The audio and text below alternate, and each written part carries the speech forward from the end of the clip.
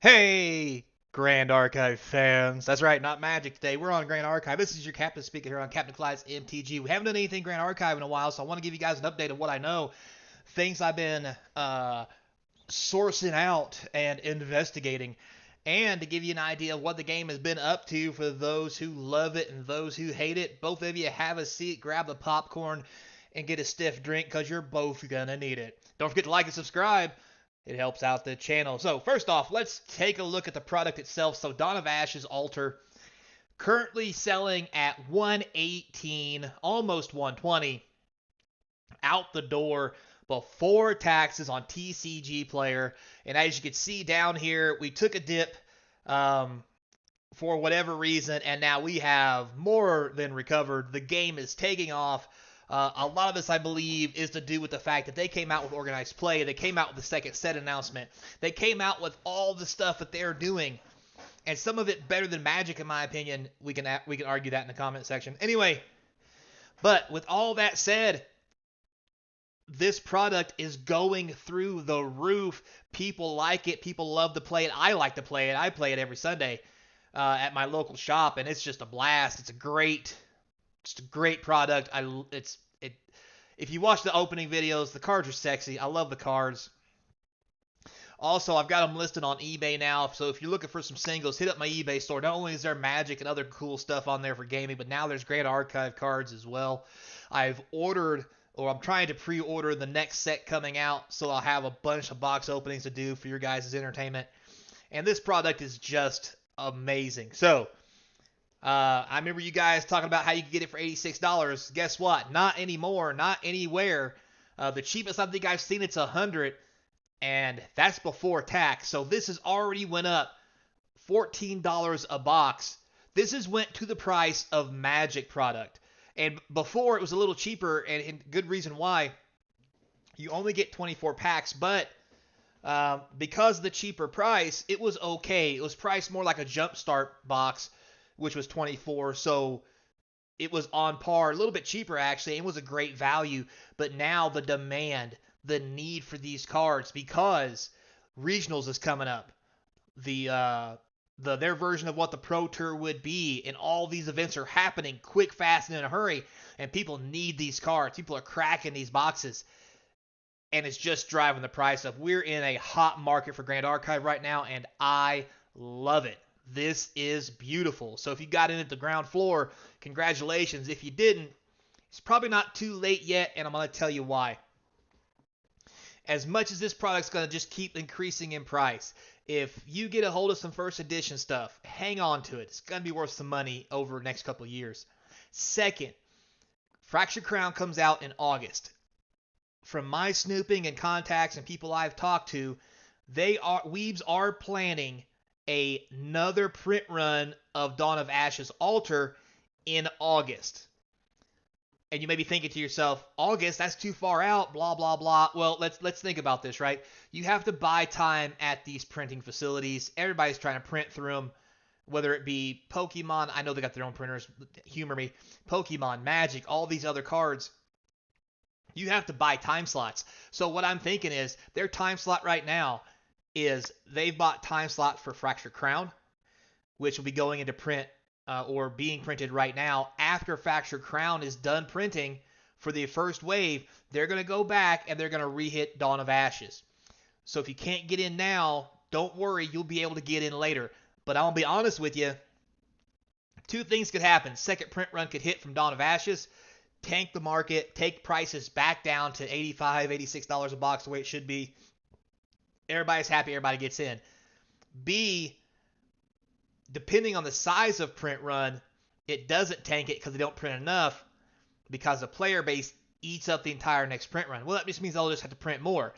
But if they have to print more and we have the same 3-month block to wait, it's going to cause prices to go back up again, so forth and so on. In my optimistic view, this box of cards is easily going to stay at $100 even with the second print run, because we got 3 more months for that second print run even starts and gets available. And by then the box is probably going to be, at the rate that it's going, is going to easily be 120, 130, maybe 150. And a print run hitting the market, knocking the box value down to 100 is still $100 is still selling better than it was when it first came out. So it's not all doom and gloom, and it's really great. Plus, the fact that Alter Edition has different art and stuff on the same cards that the original first edition had means that first edition, even though there's some of the same cards, the prices won't drop because the art's different. People want to collect them. There's collectability. It's gonna be fantastic. And it's as long as they don't overprint, we should be in good shape. So we'll have to wait to August and see how we go from there. But this is great for the market, great for the game.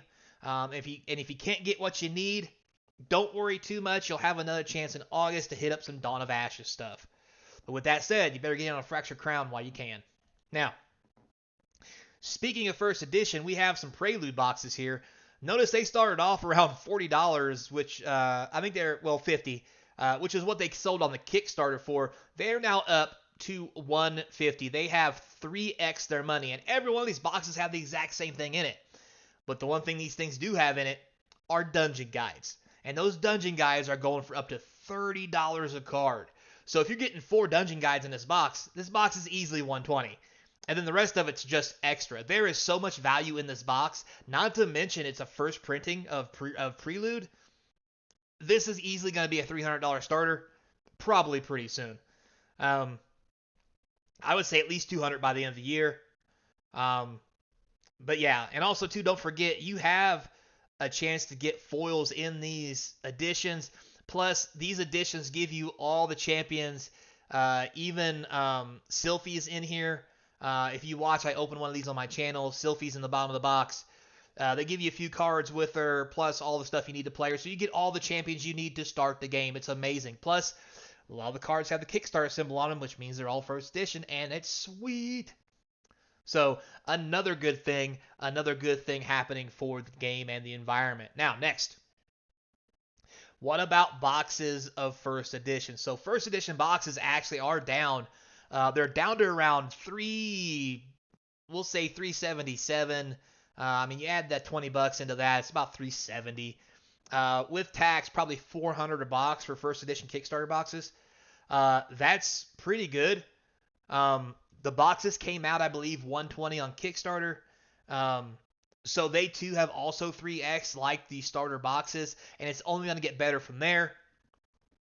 I think this could be a Flesh and Blood 2.0, where we see these boxes over the next couple of years really accelerate in value, and people are still selling them. I've seen somebody selling, I think it was 2 cases, which is a case is 6 boxes in it, for 2,700 American, I think, or 23 American. Anyway, it was a lot. So, and there's not many of them out there. I mean, you can look at these right here. There's only 11 listings for these boxes. As you start drying up, there'll be no more. And this is going to be a sweet investment if you can get your hands on one at a reasonable price. And notice here, they went down, but they're starting to level out. As more Alter Edition gets ate up in the market, and we don't have any more as it's not currently in print, that wave is gone. The price of this box is definitely going to go up. And if the play environment gets as good as I think it's going to be, people are going to want those cool cards to spec out their deck from first edition. So, now with that said, let's talk about the Houston Accent event. We talked about that a while back. I went 4 days after I made that video to look to see, because I was going to buy a ticket. And apparently 4 days was way too long. Probably a day was too long, I'm going to be honest with you. Everything was sold out to play this event. There was only, a couple of hundred slots available, but still, I mean, people are flying in for this. This is why this event's going to be so sweet, because it's sold out. People want to play the game. And not only was Path of Steel, where you actually play the game, sold out, but Path of Silver, where you show your collections, was also sold out. So there was nothing, you couldn't do anything at the event other than play like side events if they have them, because everything was ate up like in a matter of a day or two. For me, it was 4 days later because I wasn't smart enough to go check when I seen it. Yeah, you'll have that. I'm a professional. What can I say?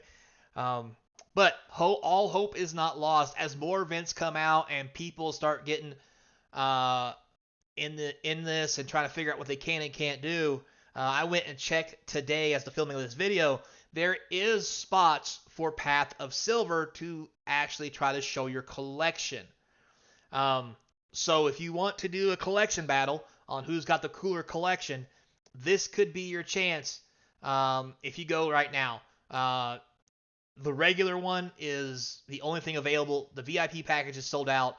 Everything else is sold out. The only thing available is the regular Path of Silver for you to do collection battles where you can show off who's got the better collection, which is a really cool aspect of the game to have a section where if you're not that good at playing, but you love the cards and love the game, you don't have to play competitively. You can play with your collection. So it's almost like people playing Commander showing up with their sweet Commander decks that are all specced out and blinged out and saying, hey, check out my stuff. You know what I'm saying? So I think it's going to give a lot of traction to the game to keep everybody of all levels interested, not just the players, but also the collectors in the same game while at the same time keeping them separate. Something Magic has a hard time doing and other games. So really cool.